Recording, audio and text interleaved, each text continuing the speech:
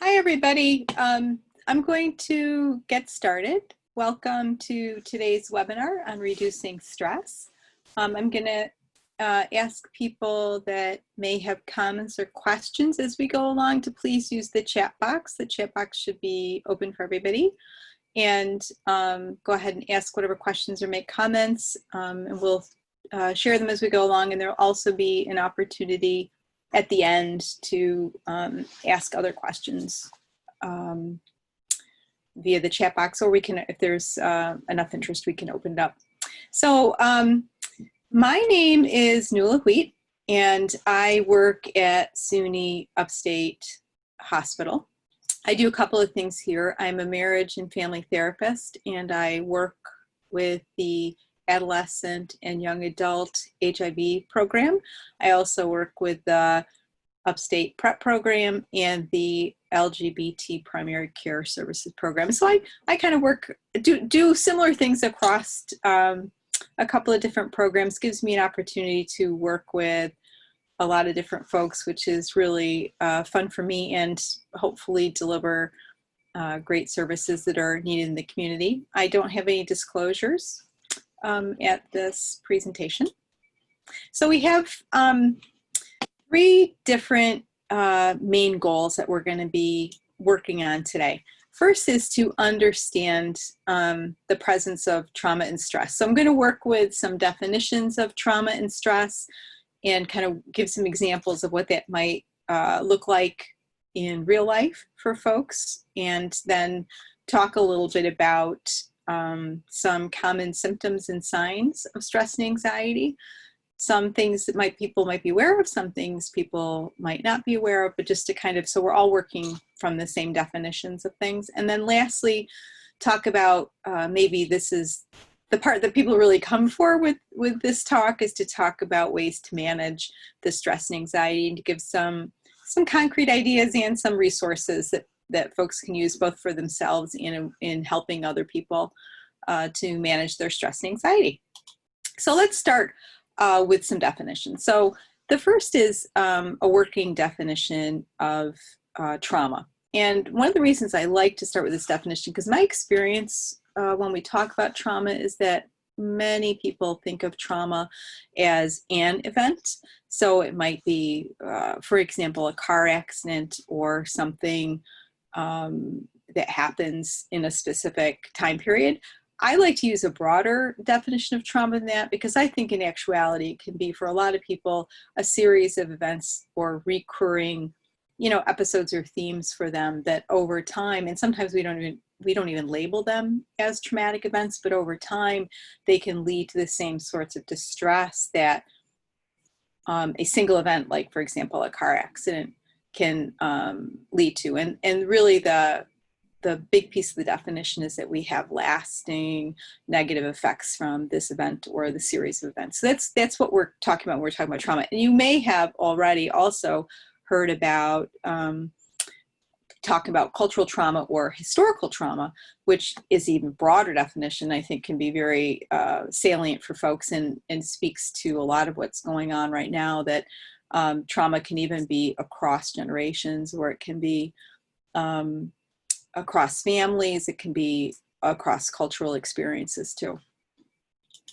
And then we can talk about stress. And stress is a little bit smaller in that it's more individualized. So stress is really us and our well-being in our emotional state, and how we feel both physically and emotionally, sometimes related to trauma, sometimes related to other things. So it's really our, the factors that contribute to our sense of well-being. And stress is that feeling of tension that we get, that feeling of discomfort that we get from negative things happening to us. And sometimes stressors can be things outside of us, and sometimes stressors can be things in us. Like, for example, an illness would be an example of an internal stressor. An external stressor could be a social situation like a job loss. It could be, sometimes stressors can be good things, right? Moving, having a baby, things like that. So stressors are really talking about the things that impact us individually. And then the last piece I'd like to talk about is anxiety. and to give us a working definition of anxiety. So if we think of as trauma and stress as the events that affect us, anxiety is our response, our reaction, both physical, mental, and emotional to those events. So it's our either in the moment response or ongoing responses to those events. And they can be to known negative outcomes, and I say I spelled that wrong, or uncertain outcomes. So both things can be equally anxiety provoking for folks. You know, a situation we know is going to be difficult, or that we've had experience before is going to be difficult, or a situation that we anticipate is going to be difficult, that we're not sure how it's going to go. And especially for people, and there's many of us out there who like to know what's going to happen next, or like to plan, or like to know how it's going to go. Situations where we don't know the outcome can be very anxiety provoking. So those are kind of our three working definitions for today. So then we want to think a little bit about the challenges presented by trauma and stress. We already know that they're anxiety producing. I think that's kind of a no-brainer. But I like to also think about it in terms of some of our personal needs and personal growth, and the negative effects that trauma and stress can have on those things, and the way that they can affect our basic needs, our safety, our social connections, and our well-being. And one of the things you'll notice when you think about this list is they build on each other. So in order to get to a place of well-being, we generally have to meet our basic needs. We have to have a safe environment, of safe physical and safe emotional environment. We have to have some social connections. We have to have a network. We have to have resources. We have to be kind of a little plugged in, some people more than others. And then those all kind of can contribute to a sense to well-being. It's really hard to achieve a sense of well-being if we don't have some of the underpinnings set up for us. And those can be very affected by trauma and stress. So I thought, given everything that's going on right now, it might be helpful to have a kind of current real life example of ways in which these needs are affected by trauma and stress. So I thought we could really think about what's happened since the pandemic and the change to people's lives, because I think that gives a really stark current example that can be helpful to talk about. So the first is talking about basic needs. So of course, the basic needs, right? We're talking about things like our physical needs. We're talking about things like food, housing, employment, health. So all the kinds of things that we maybe roll into that term basic needs. And so when we think about remember now we're using the pandemic as an example, it really has affected people in all these different places. Physical ways it affects physical well-being, of course, is health, right? People that either have become sick, or they have family members or loved ones or coworkers, or that it has affected their social circle in some way through sickness. Second is housing. People have been displaced because of either having COVID or having family members who have had COVID. They're either not able to live at home, have been hospitals, have lost housing because of it. So there's been, affecting your basic housing needs. Food insecurity has increased, not only with stores closing and transportation being difficult, but money, of course, which is the next thing, income loss, job loss. And I know some people have been able to take advantage of some of the programs that have happened, and unemployment has been increased, et cetera. But for some people, either they maybe were struggling with employment to begin with, and or haven't had access to the benefits, or haven't had anybody to help them get access to the benefits. So all of these things that maybe have already been stressors in people's lives have all of a sudden become worse. So that's something to keep in mind in terms of basic needs. And then when we think about the next piece about safety, first we can focus on physical safety. So one of the things we do know from some of the early data that's out about the past 5-6 months is that there has been about a 25% increase in domestic violence and social violence continues to increase in our community. And some of the domestic violence increase has certainly been related to people being stuck at home together that maybe normally would have outlets. But I think the other thing is people not having access to some of the resources and places that they normally might go to make themselves safe. So there certainly has been an increase in violence, and there is a lack of resources and safe housing for folks. And emotional safety, I think that we will find out more in time to come, but certainly even in the short term, there is incredible early evidence about the increase in suicidal feelings and in self-harm and depression and grief related to, and not just related to death and illness, which of course brings its own grief, but related to the situation, what's going on. Go back to the previous slide, right? The loss of some basic needs, which creates incredible stress for people, and just not having a frame of reference for all the changes that people have experienced.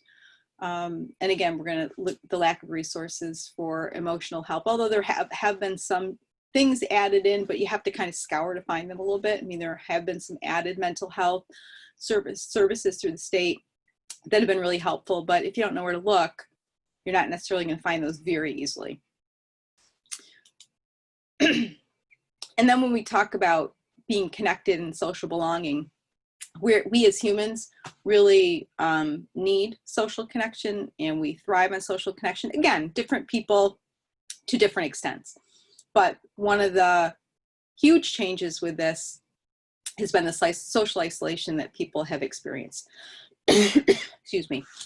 And we know that not seeing your family and friends, not going into work, a disruption of your normal routine, a disruption of your usual activities has created a lot of hardship. And again, go back to the previous, because we're building, right? We're building, each slide builds, each of these ideas builds on the other. So go back to the previous slide, and that we experience, increased depression, increased sadness, increased grief from this social isolation and loss of our usual activities and our usual outlets. And I don't know about you, but I've heard lots of people talk about that loss of just even doing, simple activities like getting out to go to the gym, getting out to go socialize with people, to, usual meetings or groups or activities or church or whatever that people like to go to, that loss has been really very stressful for people. And then of course the physical distance is tough too. We go from, and again, people are in a different place with this. Some people are very touchy-feely. Some people don't really do a lot of that, but most of us at least engage in casual physical contact with other people, shaking hands, for example.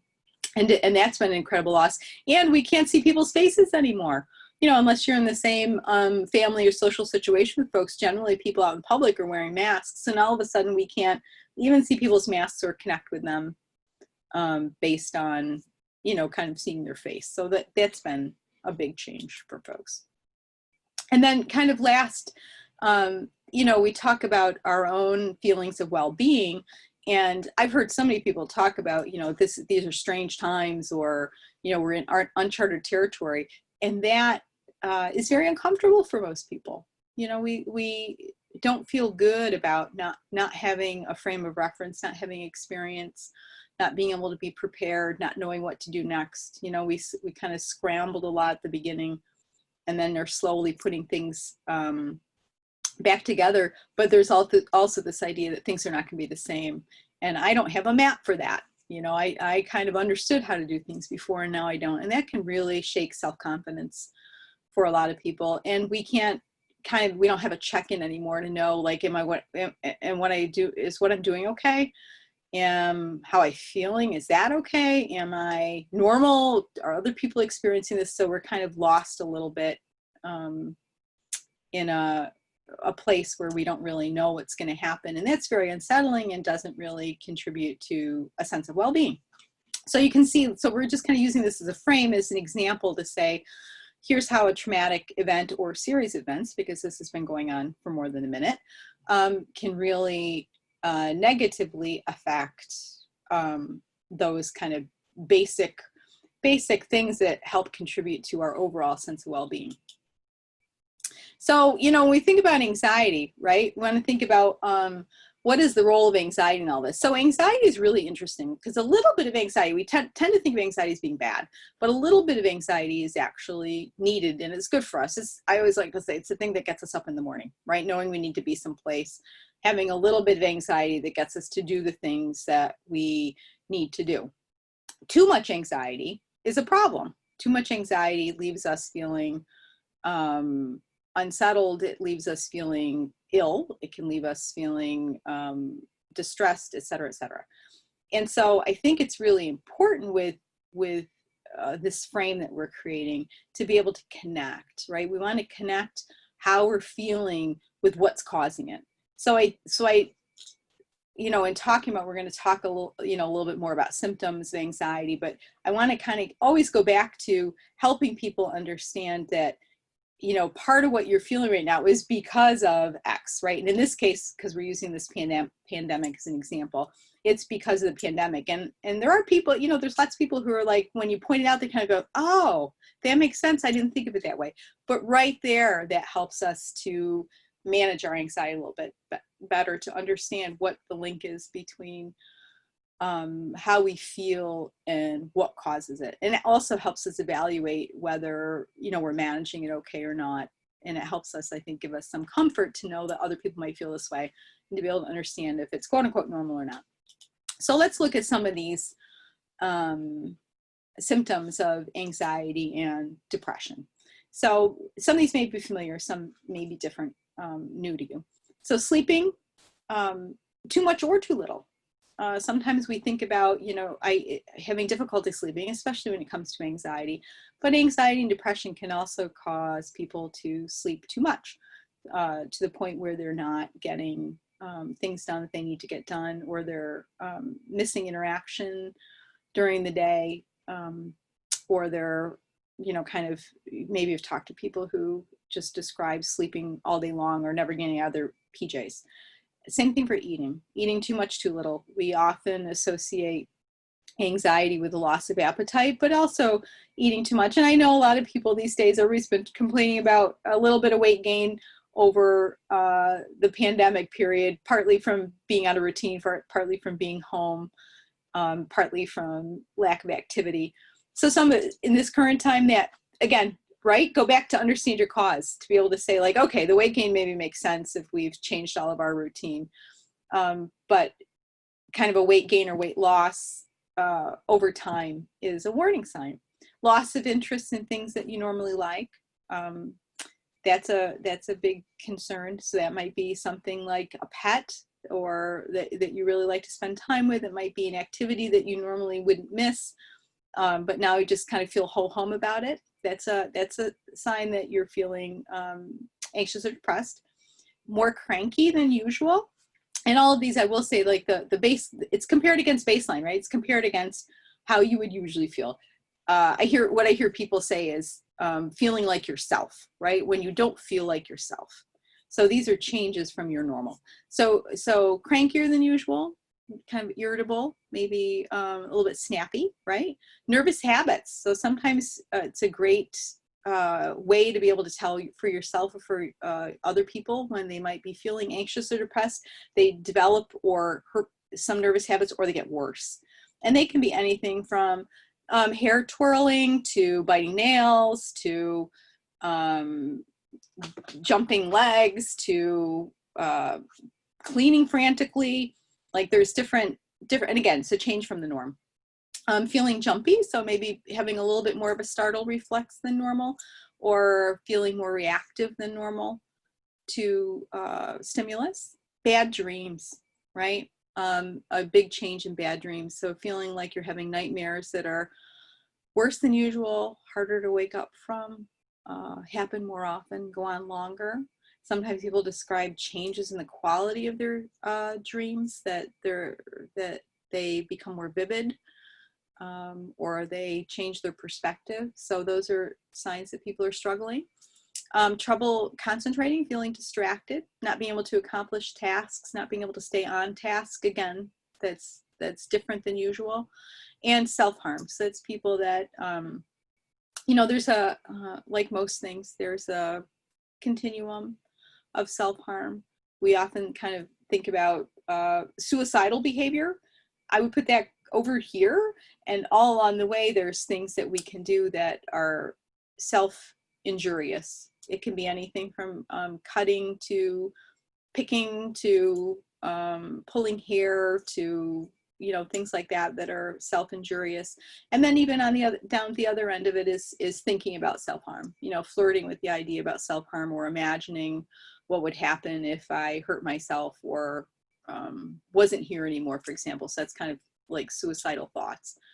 So it really does run the gamut. Some of that, again, is everybody probably has thoughts every now and again about like, geesh, I don't want to do this, or this would be easier if I didn't have to do this.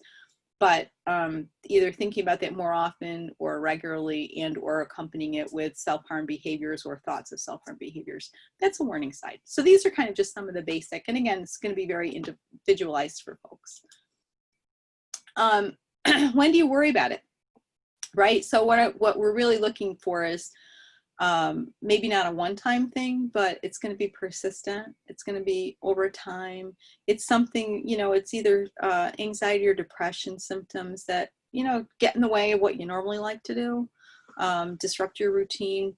Like we were talking about the sleep a minute ago, you're either you're missing things, or you're too tired to do what you normally do. You're too distracted to do what you normally do. It can be affecting your relationship, your job, your activities. You might get feedback from people. Geez, you're edgy. You're hard to be around, particularly loved ones might give you that kind of feedback. And it affects your overall sense of well-being. So again, to me, looking at kind of the changes that affects your life, that it is persistent, that it goes on over time. Those would be reasons to be concerned and maybe look for some other resources and to get some help. And we'll be talking about that in just a minute, because this wouldn't be helpful without talking about some ways to help stress. So let's kind of create it, just like we created a frame for thinking about trauma and how it affects. Let's think about now recovering from trauma and stress, because there's a framework for this too. And it's a three-part framework. The first part is creating safety and stabilization. So that's going to be crisis management, kind of right at the beginning. That's when we're assessing, we're triaging the situation and figuring out what to do. I would say for most of us, if you're from here and you've been staying here through this time period, that probably happened back in March. That was a time when just like poof, everything changed really fast, and people, a lot of people had a hard time keeping up with it, and things are still changing. It's a shifting landscape all the time, which has made it hard. But there was conflicting information in March. It was hard to know what to listen to, what not to listen to. People all of a sudden were going from home to work and from work to home in a non-predictable way, and people are furloughed. Like there's a lot of different things that were happening really rapidly. And the next stage of it is remembrance and mourning. One of the things I find that's profoundly true about trauma and stress is there is a lot of grief involved in it. There's anger, there's hurt, there's a lot of other things, but there's grief too. There's grief for loss. There's grief for the way I wish it was, the way I anticipated it to be. So we want to kind of pay attention to that, recognize it, acknowledge it. Because without doing that, it's really hard to move to the next piece, which is reconnection and healing. So let's look a little bit more at safety and stabilization. So first, we're talking about the crisis mode. So we need to create in a crazy situation, to create that safety and to stabilize. First of all, you need to be able to assess and triage the crisis. So that's what we sometimes call wrapping your head around it. So we need to be able to figure it out, to start to set up a plan, because that's part of what causes the anxiety, right? Because that's our feeling about stress and trauma. Part of what causes the anxiety is not having a plan, not knowing what's going to happen. So we start to make a plan, even though it might be a temporary plan. We start to make a plan. And one of the things that's really helpful with that is to get accurate information. So knowing where to go to get reliable information about whatever the situation is, accurate information, and some feedback. We generally turn to experts for that to be able to give us information about stuff we don't know a whole lot about. We thinking about our basic needs, right? We want to meet our basic needs. That means making sure that people are addressing needs of food insecurity. They're addressing housing. They're addressing money needs. They're addressing health needs. So access to all those things, which also is challenging in the middle of a crisis. So our early plans really revolve around meeting basic needs, getting accurate information, and addressing immediate safety concerns. And so that's what we were talking about a little bit about the worry for violence, personal violence, for social violence, for child abuse, for physical safety, also for mental health safety, right? So this is where we want to address safety concerns about, are people mentally safe? Are they feeling suicidal? Are they experiencing self-harm or self-injurious behavior? Are they in a safe environment? So we want to address those things in our initial plan, right? Our crisis mode plan. So that's how we kind of think about creating a more stable environment at the beginning. And part of that, going back to our example about the pandemic, I think what I have found for people that part of that has been to really help people to think about a personal risk assessment. So we take all this information, and like we were saying, that the information can come from a variety of sources. It's hard sometimes to know what to listen to, what not to listen to. You've probably got info from friends and family, you get info from experts, you get info from the news, you might get info from your workplace, there's a lot of stuff coming at us. So it's hard to sort it through, but ultimately what we need to do is put our feet down someplace. And when we create a personal risk assessment, in this case, it would be maybe about going out in public, when and where and how to do that. Personal risk assessment might be different in a different situation, right? If your trauma is something about personal violence, it would be a personal risk assessment about the safety of the situation, about finding maybe safe housing, etc. But the thing about personal risk assessments is it really is empowering for us. So think about with the pandemic, right? So when we think about personal risk assessment, you think about, I know what I'm doing, where I'm going, who I'm seeing. I would like to know those same things about people I'm going around. I can wear a mask. I can choose to do that. I can choose not to, but I can choose to wear a mask because that increases my personal safety and makes me feel more safe about my loved ones and other people. I can limit, where I go. I can wash my hands. I can wash my hands a lot. I can use hand sanitizer. I can be careful about those things. So that personal risk assessment and the things that I do gives me back a sense of control.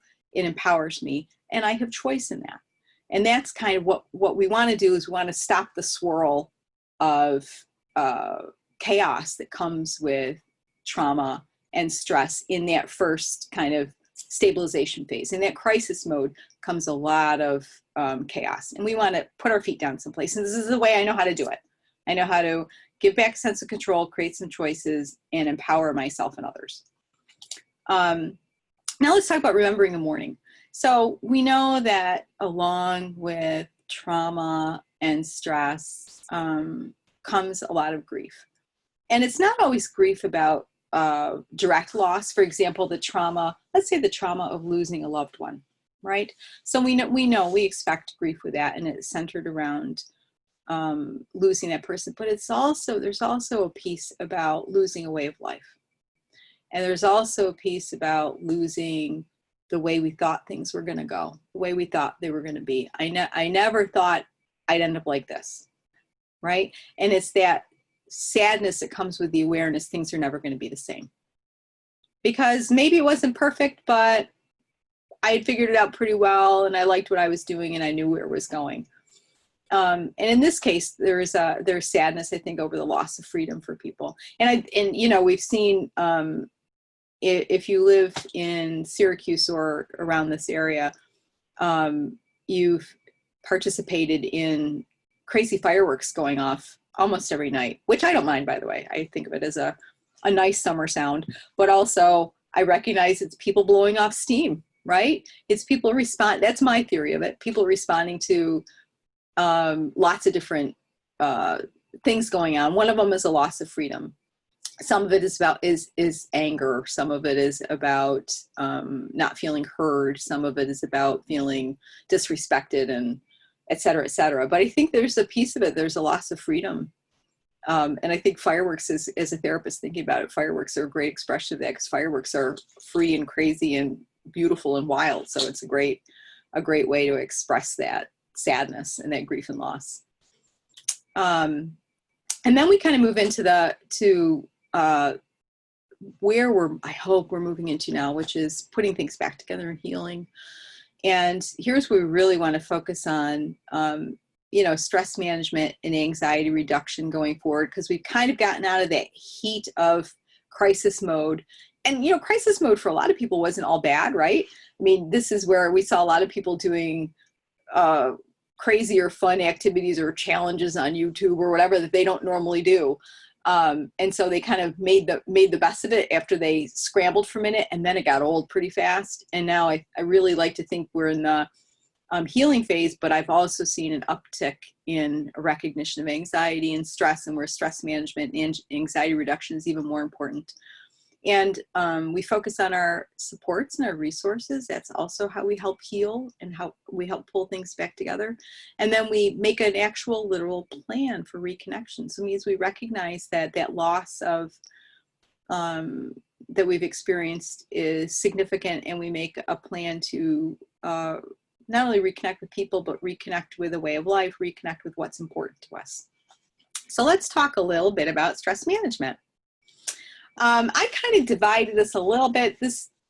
There's no real division here. These are all stress management techniques, but I divided a little bit just for sake of discussion into kind of physical basic needs, some techniques, and then some tools that might be available to us. Stress management techniques. There are a lot of stress management techniques, and I'm going to, towards the end, I have some online resources that you can check out to get more information about all of these. But stress management techniques work. I mean, that's the bottom line with them.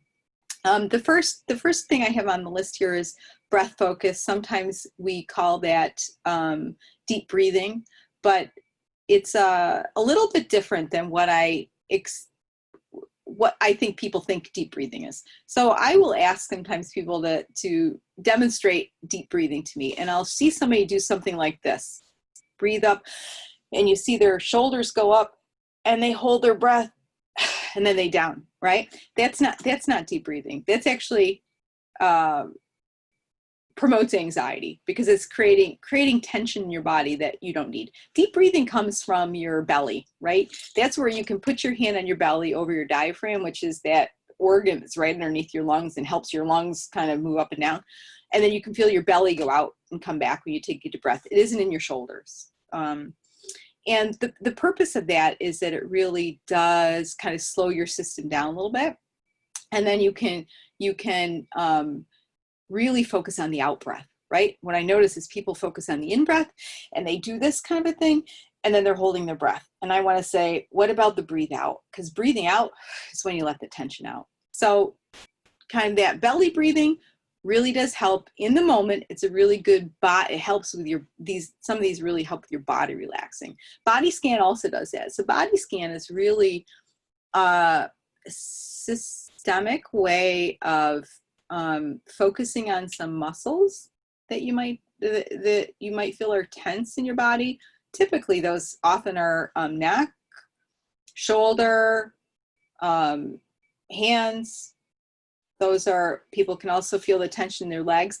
And so it's kind of working with that breath focus. So taking a belly breath, and then really focusing on, as you're doing that, tightening that muscle group that you want to focus on. And then when you breathe out, you really focus on letting that muscle group relax. If you do that, and I would invite all of you just to try it. You could even do it sitting, if you're sitting in your chair somewhere. When you do that, you can really feel yourself relax. You can really feel your muscles unwind a little bit. So it's a really great way to really target a particular muscle group, or you can kind of work from your head down to your toes, and just let that tension out of your muscles. Meditation. People often are mistaken about meditation. They're mistaken about, in my experience, about all this stuff. They feel like you need to be trained and all this stuff to be able to do it. You don't. Does training help with some of it? Absolutely. Going to a class, learning more about it, absolutely helps. But there are great apps now. One of them that I have on the resource page, the Calm app, they take a few minutes and they don't require any previous experience or training with meditation. It just helps you to focus and slow down that, what I notice a lot of times with people that are very anxious or stressed, it's hard to slow the thoughts down, especially when you're trying to go to sleep, right? Those thoughts just really are distracting and they keep you up and they're hard to shut. Some of the side benefit of these stress management techniques, not only do they help your body feel relaxed, they can also slow down your mind. So meditation can do that. It can really help slow your mind. So I would invite you to try some of these free apps that are out there, or just, try some self-meditation by having a repetitive thought, prayer, idea, and letting that run through your head to kind of focus on that, to quiet while you're doing some of this breath focus after you've done your body scan, so you can put it all together and help you really reduce that stress. Imagery is a 5 sense experience. So I really invite people to, pick a favorite spot, right? It can be real or imagined, and put yourself there. And then put yourself there with all of your senses. So, feel it. So what the temperature is like, what the surfaces you're standing or sitting on or laying on. Smell it. Lots of times people pick an outdoor spot as their favorite relaxing place. And lots of times it involves water, I notice. And so, I invite people to smell the sea air, hear the waves, hear the birds, look around, see what you see, really feel yourself sitting where you're sitting. So involve all of your senses, feel like what the sand feels like. So you really put yourself there and allow yourself just to take a little 5-minute vacation inside your head. And journaling, I can't really talk enough about the benefits of journaling. Again, you don't have to be an expert at journaling. I've had some people really initially turned off by it, saying like, oh, I never know what to say and I can't do it right. There's no right or wrong way to do it, right? It's a tool that you can use. Sometimes people do gratitude journaling. So they write about things that they're grateful for. So it helps them refocus on good things in their life. Sometimes they just do emotional journaling. So they write about things that are bothering them, with the idea you don't have to show it to anybody. So it doesn't have to be like good writing or anything. I think people reflect back on like the diaries that many of us kept when we were children, and thinking that it's that kind of like thinking like, I never know what to write, so I just didn't do it. It doesn't have to be like that. It doesn't have to be on a daily basis. There's no right or wrong thing to write. It's just sometimes a place to put your thoughts down so you can let it go. It can be a place to put your thoughts down so you can sort them out. It's a great place to store your stress. So I invite people to try journaling if you haven't tried it, or invite your people you work with to try journaling. It's a really helpful stress management tool.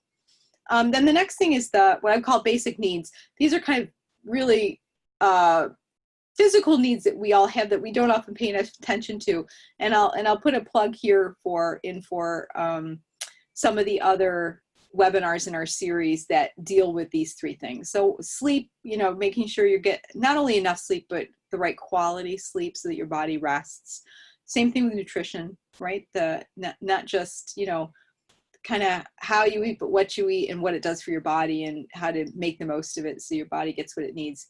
And exercise. Exercise is well documented as a great stress and anxiety reliever. Again, there isn't like a right or wrong way to, well, there is a wrong way to do it, I suppose, but there's no basic needed, like you have to exercise 20 minutes at a shot or don't bother. And that's the mindset I see people get. And same thing with eating and sleeping. It's like I ate this something, and so now I've just blown it for the rest of the day. So I'm just gonna go downhill from there. There's no reason you do like that. I really always encourage people do, break it down into small doable pieces, right?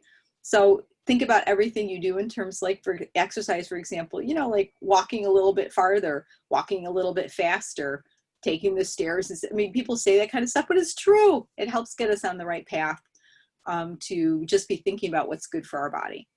And then last thing is stress management tools. And under this category, I just gave some brief examples.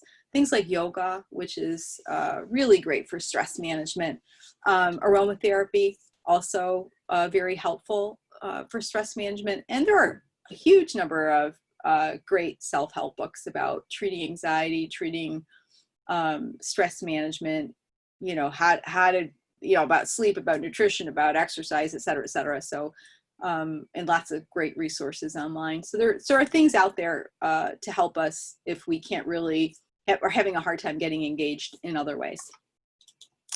And then we want to build our resources, right? So of course, the first resource that always comes to mind for me are people.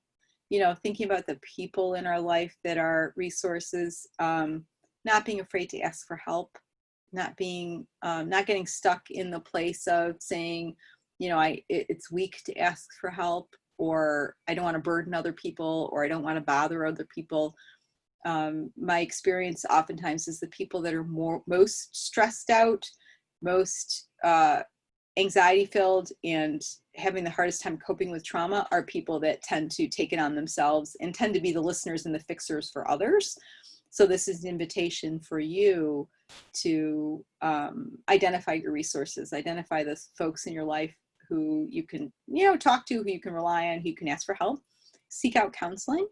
I've included a resource at the end for Office of Mental Health for some mental health resources that are available in the community. Look at community resources, right? We've got lots of great things going on in the community. One thing that pops to mind that a lot of people don't know about is like the 211 directory through Contact. It's this great online or telephone call directory with like every community resource you can imagine listed by topic or by need, and you can call and they can help you out. So identifying what our community resources, and again, self-help is on this because that's a great resources. And don't be afraid to ask for support. So we want to think about kind of overall, how do we create a plan, right? And so we want to create new ways to connect. So this is all about different rather than harder. I want to really encourage people not to just try harder, because that's usually not a solution for stuff. Generally, the solution is to try different. So we're going to have to be creative. We're going to have to be innovative in coming up with new ways to be connected, new ways to reconnect. Some what we're doing right here. This was part of our response to that, was to create some virtual places for us to get together and chat with people about how to do what we do. You can do this with family and friends. There's also finding different ways to connect that might, not everybody's into virtual stuff, but it's about finding ways to be less socially isolated and creating new ways with people. And I'm going to encourage people to do that personal risk assessment. And again, it doesn't have to be about the pandemic. That's applicable to anything that we're doing where we're trying to, create safety and stabilization and heal from what's happened. We want informed decision-making. Please use good information, use your resources to figure out what information works best for you, and control what you can.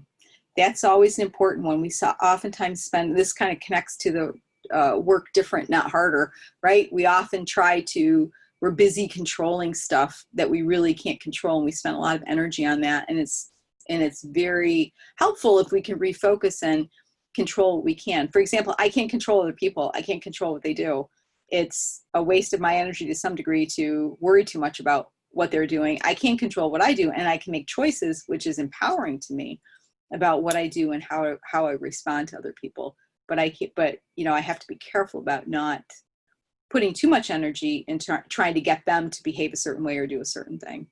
So that's part of it, is being, for us, all of us, being able to identify kind of what's within our control and what's not. This is just a little word about resilience. You know, vulnerability, I know it's scary, right? But it's also the way that we have great relationships with people. It's also the way that we learn more. It's the way, you know, it's that bravery, maybe sometimes just to ask a question. It's the bravery to try something new. I know it's scary, but out of that sometimes can come really positive results. And so the frame to that is, I know that most of us have resilience in us. You know, most of us have that heart, that real steely core that gets us through really tough situations. And so being able to tap into that resilience really can help us to heal and to reconnect. And so so it's an invitation to kind of identify your fear, right? Know what you're afraid of, and understand that we'll get through it, and be realistic. Those small goals that we talked about earlier, but, you know, be realistic about what you can do, what you can't do, what's in your control, what's not in your control, so that you can really empower yourself to make some good choices that help you with that healing and that reconnection. And my definition of bravery is pretty simple: showing up even when you don't know how it's going to go, right? Which is challenging, but rewarding in the end. I'm going to now, just for a second here, leave up some resources that you might find helpful. My contact information is at the top, my email and my telephone number. And then I've put a connection to the National Institutes for Health, which have a really great COVID-19 information page. The link information for that Calm app, which is downloadable, I think, to all types of phones through your app store. There is a really nice couple of pages on the Harvard Health page about relaxation techniques, talks about some of the ones we talked about and some others, kind of gives you a little blurb again about how to do it if you need a refresher or you want more information. And then the last is the mental health page, which gives domestic violence and mental health resources. And then I wanted to open it up for questions. I don't know if anybody has questions. Feel free to unmute yourself if you want to ask a question, or pop it in the chat box. Either is fine.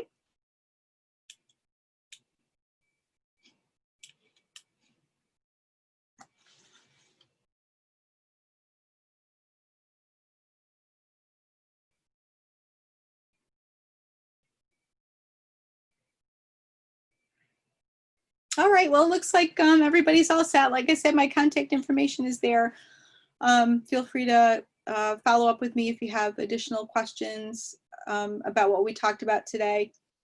And I'm going to put a little plug in now for our programs. Like I said, I work with the PrEP program, which provides great HIV prevention for folks. It's just a way to empower yourself and keep things under control. That is one thing that people can do to prevent HIV. It's one pill once a day that has been found to be very effective against HIV. And I also work with the young adult HIV program, where we really promote testing, HIV testing for everybody.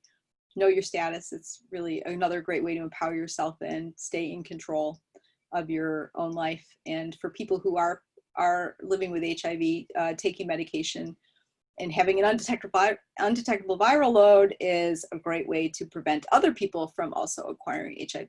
So I love being able to tell people about things that we have available to them that they can use to improve their own safety and hopefully their confidence level in terms of being with other people. So if you need more information about any of that, also feel free to contact me. Thanks everybody, and have a great afternoon.